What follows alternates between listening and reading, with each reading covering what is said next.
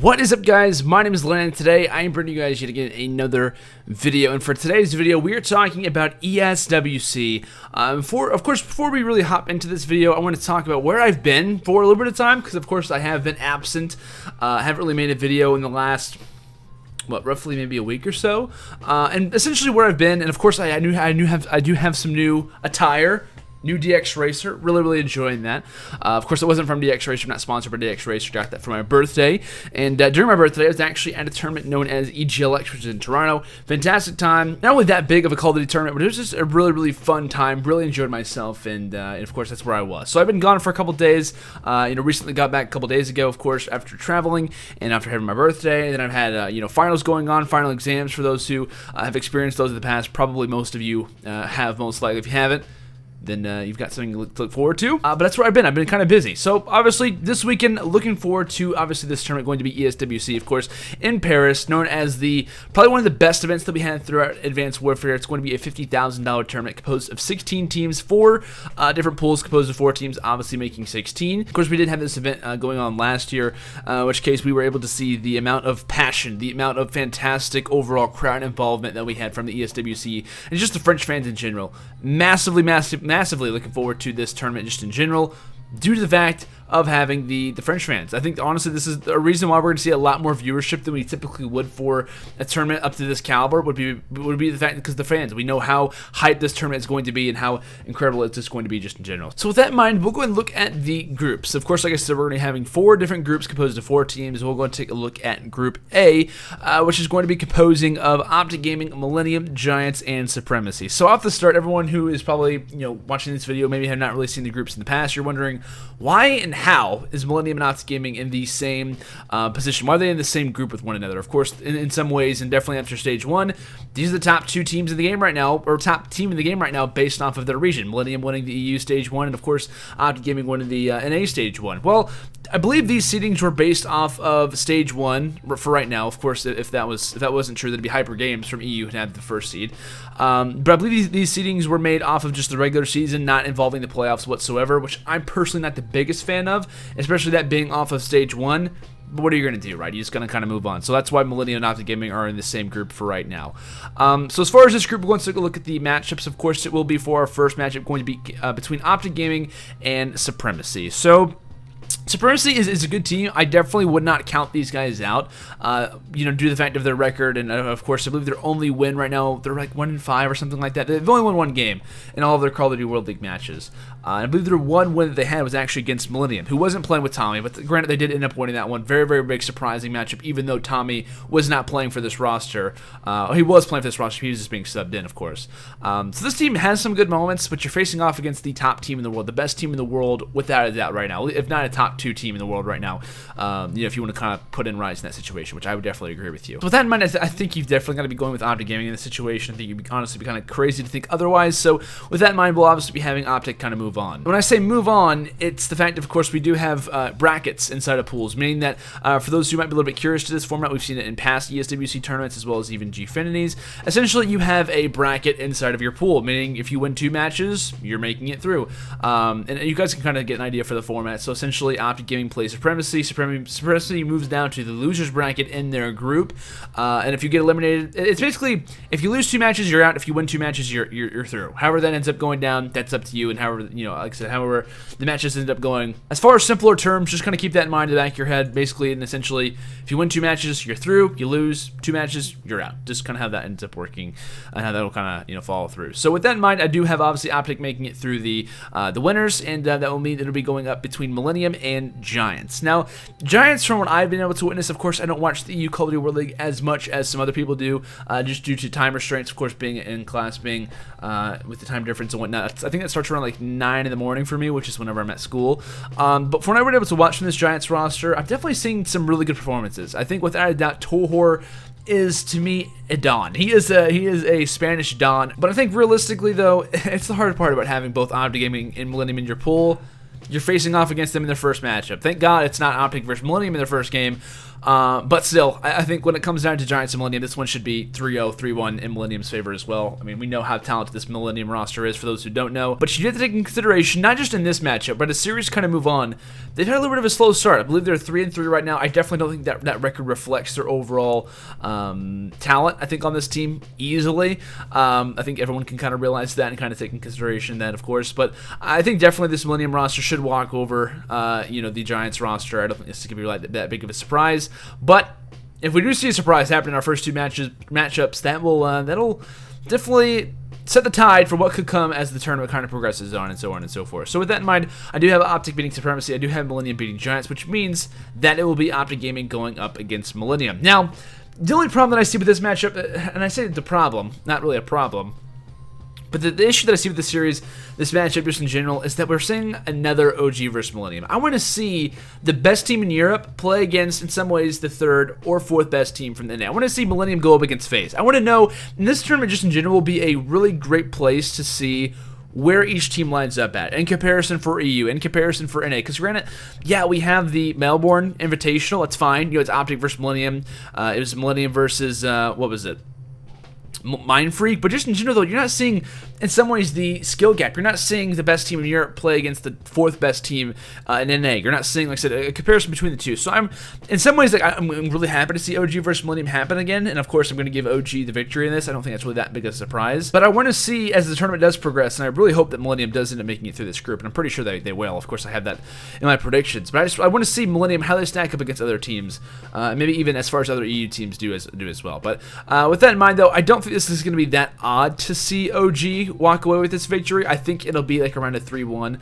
Of course, this was the the Crown Melbourne Invitational Finals.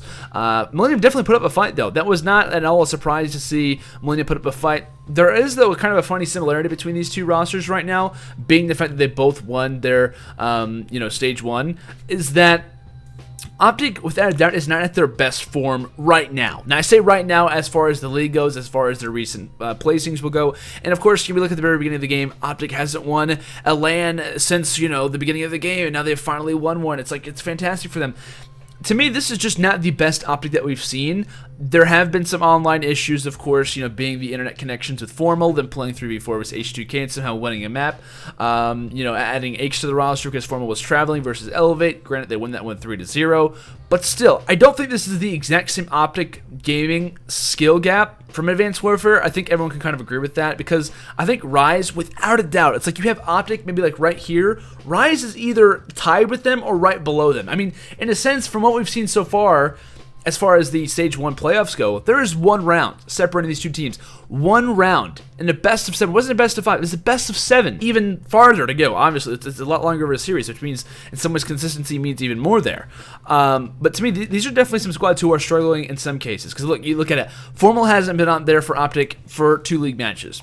Tommy hasn't really been there for Millennium in the last couple of league matches. So they have similar stories. It's kind of funny how they ended up performing in their first Stage 1. But I think just in general, though, it would be Optic who ends up winning this game. You do talk about the NA teams coming over to the EU, the little bit of a time difference, a little bit of the issues that we've seen in the past with Optic Gaming's. Well, this will probably be like, what, day 2 matchup, day 3 matchup, probably a day 2 match. But we have seen Optic have a little bit of a slow start to a tournament. So, yeah, they end up beating Supremacy. Maybe Supremacy's a close game, and I'm not saying it's going to be, but we've seen Optic lose to Barrage at events past, whenever in a similar situation. I think actually Bance was on that team, who's now on Splice, but we've seen stuff like that happen before, so it wouldn't be out of the ordinary generally if you're looking at it from an outside perspective to see that happen again. Do I think it's going to happen? Probably not, and I really hope it doesn't, to be honest. So with all those things in mind, I'm giving Optic Gaming the victory here versus Millennium. But as far as their next matchup that will go, will be between Giants and Supremacy. Loser of this game automatically gets knocked out. I think this will be a fairly close game, to be honest. I think, of course, I don't really know Giants. I don't really know Supremacy as well as I'd like to. But I'm giving Giants the victory here. But I don't really think it's going to matter. I mean, you look at it, of course, between Giants and Supremacy. It's like, oh, great, we just won our matchup. I look at it as if Giants and Supremacy are playing in their matchup. They're playing, on main stage, maybe on a side stage, probably a side stage. They're playing against one another. Oh, we're getting super hyped. We just won. Now we're going to play to potentially get out of our group. And you realize, I have to play either Optic Gaming or Millennium to make it into the next group or the next stage or the playoffs, I guess you could say, for this tournament. So I don't really think the Giants for Supremacy matchup is really going to matter that much, but I definitely think it'll be Optic Gaming and Millennium no matter what, who makes it through. And I think just based on order, you got to be giving OG the #1 spot and Millennium the 2. Now from Group B, we're going to be having Infused, Hyper Games, Y6, and Vitality. A first matchup will be taking place between Infused and Y6. One thing that I really like about this Infused roster that to me is definitely something that I always talk about, something that I always mentioned, I think is definitely overlooked, is chemistry. These guys from Infused have been together for a very, very long time, meaning that the callouts are just going to be so much better than every other team when it comes down to, not this particularly this tournament, because obviously Optic has been together for a long time, Millennium has been together for not as long, but just definitely a longer time too. But to me, I think that is something that's going to work out in their favor, meaning if they say that they play against an NA team, let's just say Rise Nation. Rise Nation's been together for a while, but still. So they play against the Rise Nation, right? Of course, they're not predicted to win that game, obviously. But one thing that definitely favors Infused is the fact that they've been together for a longer time. Their callouts are going to be better. The callouts are going to be, in a sense, working together in their favor, meaning that they do push things in a group fashion. They know exactly, like, Marky B knows exactly what Zero is going to be doing in a certain situation. So, you know, vice versa, and so on and so forth. When you play with someone for so long, you start to realize their tendencies and you start to play even better. Whether you realize it or not, as teams do progress on, as they play with one another, of course, if the chemistry is there and the teams don't argue, they get better. They have to get better. Like, the callouts are going to be a lot better with one another, and of course, in some ways, your vibe with one another is going to be a lot more realized, meaning you're not saying the same phrases to tick off your teammate. You kind of realize in some ways, you know, how he takes to certain things and so on and so forth. But with that in mind, I don't really know about this Y6 roster that much, if at all, to be completely honest, and maybe that's a little bit of a surprise to some people. I don't really think it is, to be completely fair. I've heard of the name Y6 before, and honestly, it's fantastic they end up qualifying, so on and so forth. I mean, that's great. But I don't think it would be fair to give Y6 the W for this, obviously, for clear reasons. So I'm definitely giving Infused the win for this. I don't really think that's a surprise to anyone whatsoever. But I think yeah, we actually have we have 2 French teams and 2 English teams in this group, being Vitality and Y6 and Infused and Hyper Games. So with that in mind, I'll give Infused the win. We'll go move on over to our next one, which will be between Hyper Games and Vitality. I'm really looking forward to this matchup for a number of different reasons, because I'm really interested to see, obviously Vitality being a French team, definitely the most well-known French team when it comes down to this tournament. Like, if there ever was to call home field advantage for a particular tournament, it would be this one. Why? Because of the crowd. They're going to be going crazy for every kill that Gotaga gets, obviously, because of the love and the support that the French fans end up showing. So, but it's kind of interesting to see, of course, and I say how the crowd will be involved, because it's kind of interesting to see, because Hyper Games is the #1 team right now as far as the EU goes when it comes down to record, and Vitality are tied for the worst as far as record goes. Of course, Hyper Games starting off flawless, 6-0, and Vitality starting off the exact opposite. So I think just in general, to just kind of give respect out of Hyper Games, and I think just in general, you've got to be giving them most likely the victory for this series. But, like I said, if there was ever to be a close series as far as this group does go, I think it definitely would be between Hyper Games and Vitality. And I think they'll match up, and I'm kind of giving away my predictions here, but I think it definitely will be another matchup these two have. But I'm looking forward to see how Vitality shows. I'm looking forward to see the French monster Gotaga, and I always talk about the French monster. You know, what does that define? Does that mean that you're the French monster? Does that just mean that you're coming from France, or does that mean you only are the monster when you're playing against French teams? That's no hate against Gotaga. It's just that the French teams have not really shown up at these tournaments. They've never really shown to be, and Gotaga hasn't really shown himself to be one of the best players in the world, which is what was rumored heading into, like, Ghost, Advanced Warfare, whatever title you want to go back to where Gotaga was competing at. We always hype up Gotaga, but he's never shown up at a major tournament at a consistent basis. And I want this to be the tournament where they show us, you know what, we are a top team. We can compete. And of course, they have some really, really well-known players, Gotaga leading the way, and this is their opportunity to do it. And I really hope that they don't let that slip, because they are going to have the crowd behind them. They are going to be, in some ways, coming into the series, yeah, the underdogs, but you look at the amount of teams and the amount of support that's behind them, they're going to have a lot of pressure. And I think that definitely could weigh out, regardless of the fan support behind them, the amount of pressure that they are going to have coming into this, especially it being in France and so on and so forth. So I'm giving Hyper Games the victory. I don't really think that should be a surprise to anyone. I think that's just how it should go. So the next matchup we'll obviously be having is Infused versus Hyper Games. realistically, I think regardless of the online records, online performances, the Hyper Games right now has, you know, like what, a 1-2 game advantage over Infuse as far as the online league goes. You know, I definitely got to be giving the victory for Infuse here. I don't really think that's a surprise to anyone. I think they should win this one fairly easily, fairly simply. I think Infuse, like I said, is just at a consistent level right now. We talked about Hyper Games from stage 1. I think even on the Sticks Live with myself and Tommy, you know, we talked about this is the this is the old XL team. This is the old XL roster who was known to, in some ways, choke very close situations. So, and even if Hyper Games said that they go up against Vitality, that one goes to a game 5. You could be favoring Vitality in that one. Of course, I do have Hyper Games walking away with that one. But now when it comes down to Infuse versus Hyper Games, so the Hyper Games makes a run. Say they win, you know, whatever game set you want to give them to them. You would say they take the uplink, say they take the CTF, say they take the Search and Destroy, whatever you want to say. Right? It comes down to game 5. I think regardless of what happens, what leads up to this game 5 in general, yeah, Hyper Games have done well at past, but the roster hasn't switched up whatsoever. This isn't a new team. This isn't a roster who has made roster changes like most of the EU Call of Duty World League teams. This is a team who has the exact same level of what they have in the past. This is the exact same team who has experienced those losses in Game 5. This is the exact reason why these teams have lost in Game 5. This isn't a roster where they look back and say, oh, that was the reason why. This is the guy who wasn't showing up in Game 5s. No, you are the exact same team. This is the exact same roster coming into it. So I think just in general, though, I am giving Infused the victory, but if it comes down to a Game 5 situation, but I think the only way that Infused ends up losing this game is if they start off very slow, and I don't think that's going to happen. I think when we talk about Infused, we talk about consistency, we talk about chemistry, we talk about the ability to, in some ways, just turn up. We talk about their victories that they've had. You know, end up making 0-2 comeback on LAN has happened with Infused before. So with that in mind, I'm giving Infused the victory for this, and we'll go talk about our next matchup, which will be between Y6 and Vitality. Could be a close game. Honestly, I have no idea. I think Vitality walks away with this one pretty easily. At least they should. No offense to Y6. Have no idea who you guys are. So with that in mind, we'll be having a rematch, of course, between Vitality and Hyper Games yet again. I mean, realistically and hypothetically, you should be going with Hyper Games in this. I really don't think it's that much of a surprise. But this could be redemption. This could be a redemption matchup for the Vitality side, but they realize, you know what, we end up losing versus Hyper Games or whatever ended up happening. I think in general, we will see this matchup happen twice. Whoever it is, whether Vitality wins the first game, whether Hyper Games wins the first game, it could be redemption for either side. But if Vitality does end up losing that first game, I definitely think that this could be a redemption series for them and realizing, hey, this is our last chance. This is the French fans who are going to be rooting most likely for the last French team of this tournament. We're the best chance for a French team to make it far in this group, in this entire tournament, just in general. And that could work in their favor.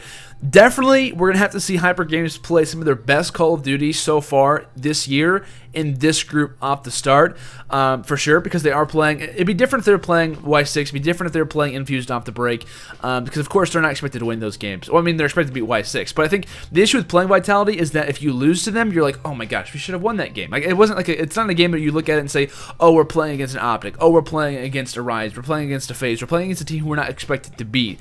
Yet you're playing against someone who you're supposed to beat, but in some ways it's like if you beat them, you're looked on as the bad guy, which is always a hard part coming into a series. So I think just generally you should be favoring Hyper Games in this. I don't really think that's a surprise to anyone, and I will be having obviously Infused come in the first and Hyper Games in the second, but don't count out Vitality. I don't count out those guys.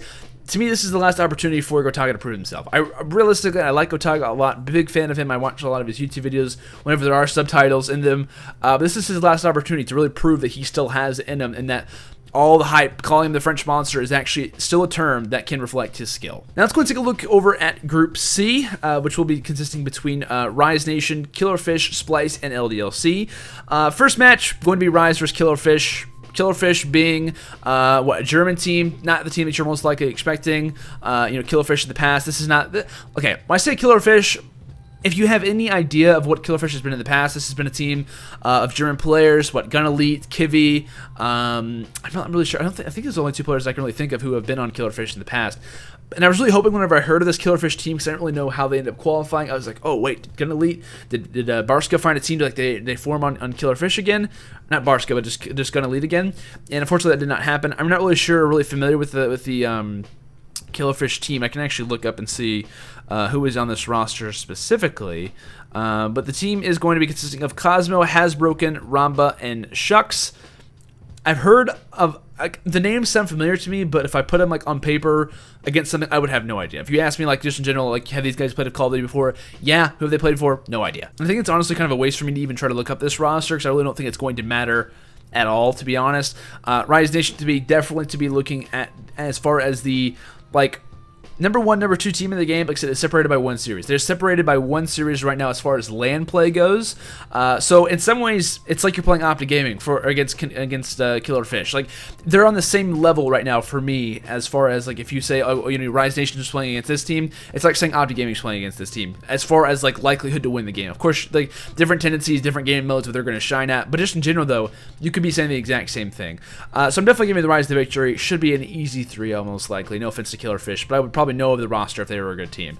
We're going to move over to our next matchup between Splice and LDLC. Looking forward to this game, actually. This is a new Splice team, for those who don't know, adding Rated and Joe from Epsilon, and I believe the LDLC team is the ex-TCM roster, except for Sunny B, who was substituted in for Watson. For those who don't know, Watson playing for Dream Team back at Advanced Warfare, kind of one of the players who ended up coming over. A little bit of a surprise, he ended up being dropped before Black Ops 3 ended up coming out, and you know, I believe he was dropped from, I can't remember what roster he was on, but I remember he ended up getting dropped from a roster coming into the Stage 1 because he wasn't dedicated enough. But I am looking forward to this game. I definitely am favoring Splice. I think Exertus is a fantastic team from what I've seen as far as the online league goes, but I'm really looking forward to seeing Splice. I'm also really looking forward to seeing Epsilon, who we'll talk about in just a minute. I think these are 2 teams who could definitely come out and surprise a lot of people. Coming from Stage 1, I was surprised to see Splice make a roster change, just in general, because I thought, like, these guys are super consistent. To me, they're probably one of those consistent teams that we had throughout all of the stage, kind of in some ways similar to Rise Nation. I think Rise and Splice have a lot of similar tendencies as far as their game style goes, and also as far as, like, their overall performance in their league. Rise, incredibly consistent team. Like, the only teams that Rise lost to as far as Stage 1 went were FaZe, Optic, Envious once, when it was the good Envious roster, like the first time that these guys were playing with one another before the issues went about with this team, obviously in Stage 1, so it's not the Apathy team, and also Luminosity. The only team that they ended up losing to besides those top teams was Luminosity. That's the only loss they had. So when you talk about consistency, I definitely think Rise is there, and for what I've been able to witness as far as an outside perspective from Splice is an overall consistent team. So whenever that roster change happened, I was like, you know, it's kind of a surprising thing to me. But they added in 2 incredibly, you know, talented and very experienced players, especially in Rated, and also Joe, who to me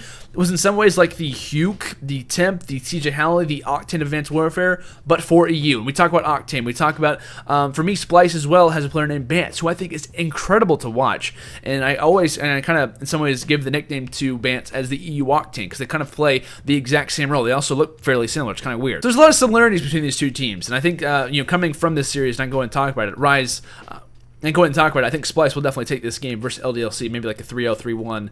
I believe Splice ended up taking this game also against LDLC 3-1 online. But it comes down to Rise and Splice. I already talked about the similarities between these 2 teams. And this will also be one of our first experiences to see a top team from the EU and a top team coming from the NA against one another, to kind of give us a little bit of an idea as exactly where the skill gap, you know, kind of giving us an idea as to where teams line up as far as the ladder goes between EU and NA yet again for this season, or just for this year. And it's kind of weird to think, like, we're already talking about the new Call of Duty title, and we're just now being able to experience and see how exactly an NA team and an EU team kind of mix up with one another. It's just kind of unfortunate. I wish that we had a lot more of these tournaments way more often. But I do digress. We'll go ahead and move on. But I will be giving Rise Nation most likely the victory. Wouldn't really surprise me if maybe Splice takes the map. But I think just in general, though, you've got to be favoring Rise. I would definitely be saying the exact same thing if it was Optic versus Splice. Of course, that will lead us up to having LDLC versus Killer Fish. Given that one LDLC and then LDLC versus Splice, Splice should win that one in a rematch yet again. I really think if you favor one team in the original series, you probably are favoring them yet again, unless we're talking about Vitality, who in some ways has a little bit of an advantage over every other team coming into this one, along with the other French teams. But yeah, I should be giving this one to Splice. Like I said, it should be fairly easily, and I will be having Rise coming out in that first spot, and also Splice coming out in the second. Now for Group D, we're going to be having the teams known as FaZe, Pulse, Epsilon, and Exertus. Our first matchup going to be consisting between FaZe and Pulse. As soon as you hear the name Pulse, if you watch all the EU Call of Duty World League, you think of a team who did not win one series in Stage 1. Of course, this is not at all the same team. I believe every single player has changed, maybe except for one. I'm honestly not too sure.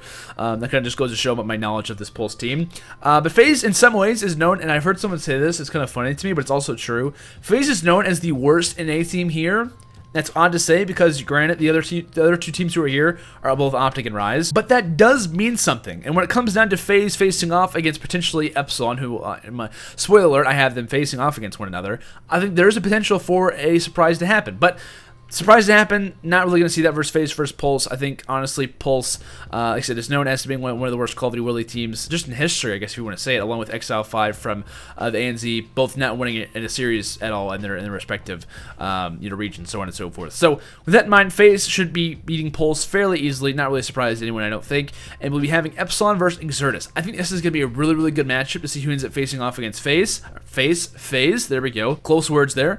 Epsilon, to me, are a great team. They've taken out some of the major teams when it comes down to the EU Call of Duty World League already. But I think one thing that you do have to be looking at when it comes down to this Epsilon roster, just in general, is the fact of the veteranship that they don't have anymore. As far as the comparison that I think of this Epsilon team to be, maybe for like the NA, for those who might be a little bit curious, just to kind of, so always put it into perspective, I think of the Denial team. The Denial team heading into MLG World Finals, which means that you have two incredibly talented younger players, Sunny B kind of, but for the most part, two incredibly young, amazing players on your team. And then you also have two, in some ways, players who aren't really known as veterans, but have played this game, fairly often for a longer period of time. So when you had the roster of Hook, Slasher, Temp, and Classic, it was like I said, it was the fact of Classic and Slasher trying to lead these guys, trying to in some ways provide a little bit of knowledge when it comes down to their overall gameplay. Leading these guys and saying, this is a massive opportunity. Of course, Hook and Temp have been able to experience that. They've been able to attend numerous amount of lands. Hook finishing second in a lot of these tournaments as well, and also Temp kind of getting in some ways one of his first experiences at a top placing. When it comes down to these guys, though, being Scraps, being Sunny B, of course, I don't really know their history as well as I do both Hook and Temp back for Denial.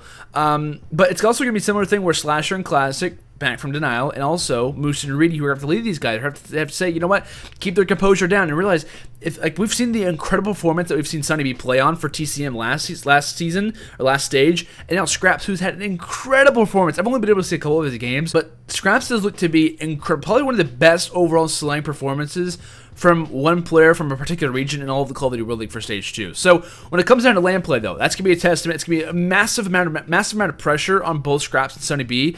So to me, I think this is going to be a really, really close game for that reason specifically, because they're playing on a massive stage. And if this is going to be on the main stage, which I would assume it probably would be, if these two are playing on the main stage, we could see a lot of nervous reaction time coming from Epsilon. You're not playing the exact same way, playing very sporadic. And of course, Exertus could definitely take consideration of that. They could realize, we are going to be playing against these guys. We do, kind of realize they are going to be having some issues potentially with their roster's performance on this big of a stage, probably one of the biggest stages that they're going to have as far as this year. And of course, maybe if we have a Gfinity, which should be in the works.